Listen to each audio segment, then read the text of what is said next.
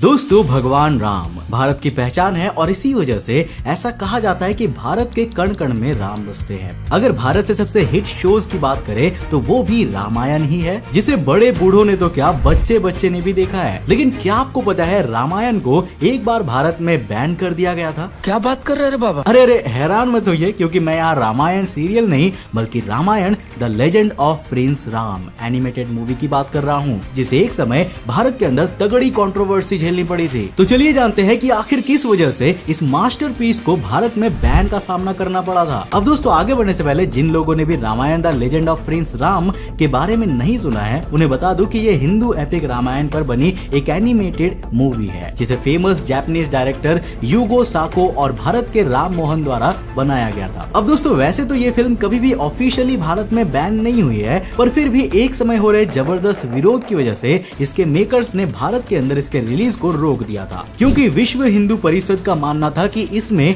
भगवान राम और कई दूसरे कैरेक्टर्स को कुछ इस तरह से पेश किया गया है कि उससे हिंदुओं की आस्था को ठेस पहुंच रही थी। अब आपकी जानकारी के लिए मैं बता दूं कि इस फिल्म का विरोध साल 1992 से ही शुरू हो गया था, क्योंकि उसी साल इसे भारत के अंदर रिलीज किया जाना था। मगर जब बजरंग दल ने इसके खिलाफ प्रोटेस्ट किया और इसे इंडिया में बैन करने की डिमांड रखी, तब इंडियन गवर्नमेंट ने थिएटर्स के मालिकों से कहा कि वह इस फिल्म की स्क्रीनिंग ना करे, जिसके बाद ये फिल्म थिएटर्स में रिलीज ही नहीं हो पाई। अब दोस्तों, शायद ही आपको मालूम हो कि उस समय इस फिल्म को लेकर विवाद इतना ज्यादा बढ़ गया था कि अब इसमें सिर्फ राइट विंग नेशनलिस्ट ग्रुप्स ही नहीं बल्कि पॉलिटिकल पार्टीज और उनके लीडर्स कूद पड़े थे, जिसके बाद ये एक नेशनल इश्यू बन गया था। खैर, अब रीजन चाहे जो भी रहा हो, पर क्योंकि गवर्नमेंट ने इसके रिलीज को रोकने की बात कही थी, इसलिए सिर्फ इंडिया ही नहीं बल्कि दूसरे देशों में भी भारत सरकार की आलोचना हुई थी, क्योंकि कई लोगों को लगता था कि गवर्नमेंट इस फिल्म के रिलीज को रोककर फ्री स्पीच का वायलेशन कर रही है। वैसे कुछ लोग ऐसे भी थे जिन्होंने सरकार के इस कदम को सही माना था, क्योंकि उनके मुताबिक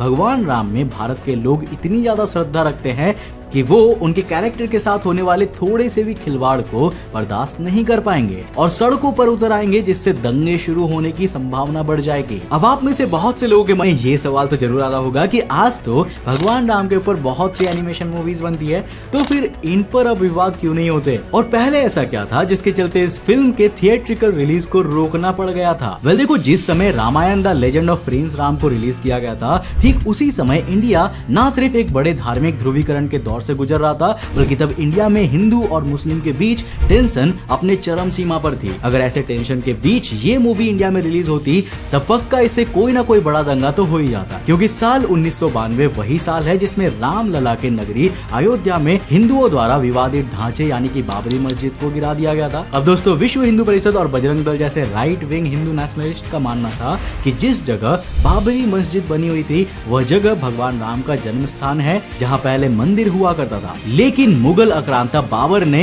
हिंदुओं की आस्था को ठेस पहुंचाने के लिए वहां पर मस्जिद बना डाली। अब इस बात से ये तो सीधे तौर पर क्लियर हो रहा था कि अगर उस समय इस मूवी के अलावा भगवान राम को लेकर कोई दूसरी मूवी भी आती, तब उसे भी इसी तरह के विरोध झेलने पड़ते, क्योंकि हाई टेंशन के बीच सभी हिंदू नेशनलिस्ट ग्रुप्स यही मान रहे थे कि इस तरह की मूवी भगवान राम की छवि को धूमिल करके अपना प्रोपेगेंडा चला सकती है, और जिसको देखते हुए इसके रिलीज को रोका जाना एक तरह से उचित भी था। अब दोस्तों, इस मूवी से उस समय विवाद के चांसेस इसीलिए भी बढ़ रहे थे क्योंकि ये सिर्फ एक इंडियन प्रोडक्शन मूवी नहीं थी, बल्कि इसके प्रोडक्शन में जापान की भी हिस्सेदारी थी, जिसको देखते हुए कई क्रिटिक्स ने फिल्म क्रिएटर्स को इंडियन कल्चर को गलत तरह से पेश करने और हिंदू ट्रेडिशंस को डिसरिस्पेक्ट करने का जिम्मेदार मान लिया था। हालांकि कुछ क्रिटिक्स ऐसे भी थे जिन्होंने इस मूवी का सपोर्ट करते हुए इसकी तारीफ में कहा था कि ये मूवी मॉडर्न ऑडियंस के लिए काफी सही है, क्योंकि इस तरह की मूवी से मॉडर्न ऑडियंस को अपने कल्चर को जानने में मदद मिलती है। अब अगर आप इस मूवी को लेकर मेरा ओपिनियन लोगे, तब मैं तो यही कहूंगा कि उस समय जिन लोगों ने भी इस मूवी को भारत में रिलीज नहीं होने दिया था, वो भी आज इसे देखकर अपने किए पर पछता रहे होंगे, क्योंकि बाद में जब ये मूवी VHS और DVD में रिलीज हुई,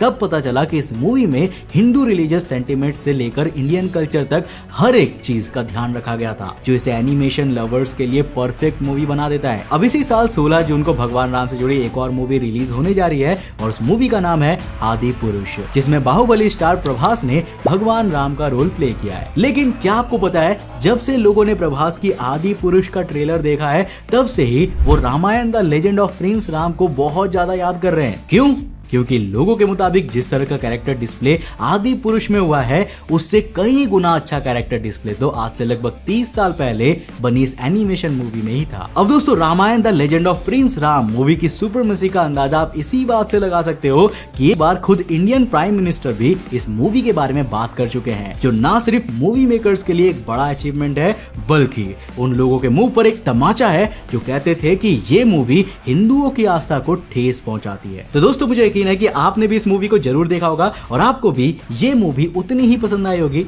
जितना कि मुझे पसंद आया था। वैसे आपने इस मूवी को कब देखा था मुझे नीचे कमेंट करके जरूर बताना, और अगर आपको ये वीडियो पसंद आया तो इसे लाइक करके जाना, साथ ही साथ चैनल को सब्सक्राइब कर लेना। मैं मिलता हूं आपको नेक्स्ट एपिसोड के साथ, तब तक के लिए बाय, जय हिंद।